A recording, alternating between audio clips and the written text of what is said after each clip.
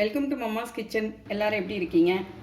இன்றைக்கி வந்து நம்ம முட்டையை வச்சு ஒரு முட்டை பொரியல், ரொம்ப சூப்பரான யம்மியான ஒரு முட்டை பொரியல் பண்ண போகிறோம்.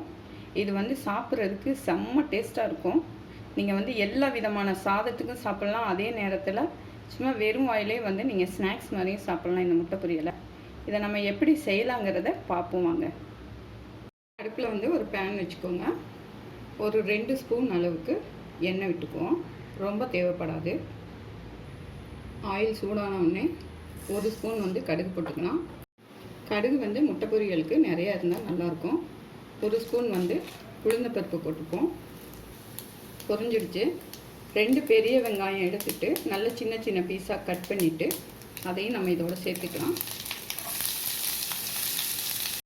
முட்டை பொரியலுக்கு வந்து வெங்காயம் நிறையா இருந்தால் தான் நல்லாயிருக்கும். நீங்கள் பெரிய வெங்காயம் வேணாம்னா சின்ன வெங்காயம் கூட யூஸ் பண்ணிக்கலாம். 2 பச்சை மிளகாயை எடுத்து இப்படி 2 கீறி இதையும் சேர்த்துக்கலாம். ஒரு கொத்து கருவேப்பிலை எடுத்துட்டு நல்லா சின்ன சின்னதாக வெட்டி அதையும் சேர்த்துக்கலாம். இப்போ எல்லாத்தையுமே நல்லா வதக்கணும். ஆனியன் வந்து நல்ல கலர் சேஞ்ச் ஆயிடுச்சு, நல்ல ப்ரௌன் கலருக்கு வந்துடுச்சு. பச்சை வாசமும் போயிடுச்சு. இப்போ வந்து பார்த்திங்கன்னா ஒரு மீடியம் சைஸ் தக்காளி எடுத்துகிட்டு அதை குட்டி குட்டி பீஸாக கட் பண்ணிக்கோங்க. அதையும் இதோடு சேர்த்துருவோம். இப்போது இதுக்கு தேவையான அளவு உப்பு சேர்த்துக்கலாம்.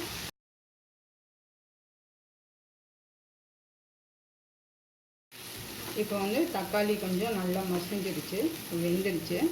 இந்த டைமில் வந்துட்டு பெப்பர் தூள் கொஞ்சம் சேர்த்துக்கலாம். மஞ்சத்தூள் கொஞ்சம் சேர்த்துக்குவோம். இப்போ வந்து நல்லா கிளறி விடுவோம். இந்த பெப்பரும் மஞ்சத்தூளும் போடுறதுல தான் அந்த முட்டையோட கவுச்ச ஸ்மெல் வந்து அடக்கும். இப்போ வந்து மஞ்சத்தூள் போட்டு ஒரு 2 நிமிஷம் நல்லா கிளறியாச்சு. இப்போ தக்காளி, வெங்காயம், மஞ்சத்தூள், பெப்பர் எல்லாம் சேர்ந்து நல்ல ஒரு கிரேவி பதத்துக்கு வந்திருக்கு. இப்போ வந்து நம்ம முட்டையை உடச்சி ஊற்றிக்கலாம். முட்டையை உடச்சி ஊற்றுறதுக்கு முன்னாடி நல்லா அடுப்பு சிம்மில் வச்சுக்கோங்க. நான் வந்து நாட்டுக்கோழி முட்டை எடுத்திருக்கேன். நீங்கள் வந்து பிராய்லர் கோழி முட்டையில் கூட இதை செய்யலாம். இப்போ வந்து ஒரு 5 முட்டை நான் உடச்சி ஊற்றிக்கிறேன்.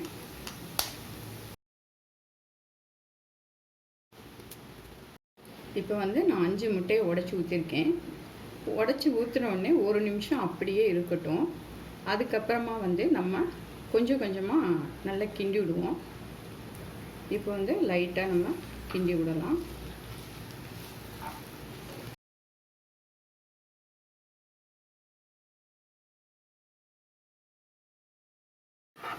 பாருங்கள், முட்டை வந்து உடச்சி ஊற்றி ஒரு 3-4 நிமிஷம் ஆச்சு.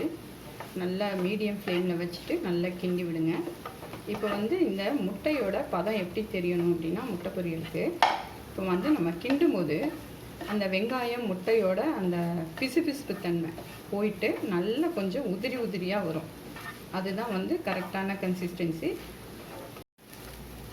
பாருங்கள், இந்த மாதிரி வந்து உதிரியாக இருக்கணும், ஒரு ஈரத்தன்மை இல்லாமல். இப்போ வந்து இந்த முட்டை பொரியல் வந்து ரெடி ஆயிடுச்சு. மேலால் வந்து கொஞ்சமாக கருவேப்பிலையை வந்து தூவிட்டு ஸ்டவ் ஆஃப் பண்ணிடுவோம். ஒரு 5 நிமிஷம் வந்து நல்லா மூடி வச்சுட்டு அதுக்கப்புறமேட்டுக்கு சாப்பிடுங்க.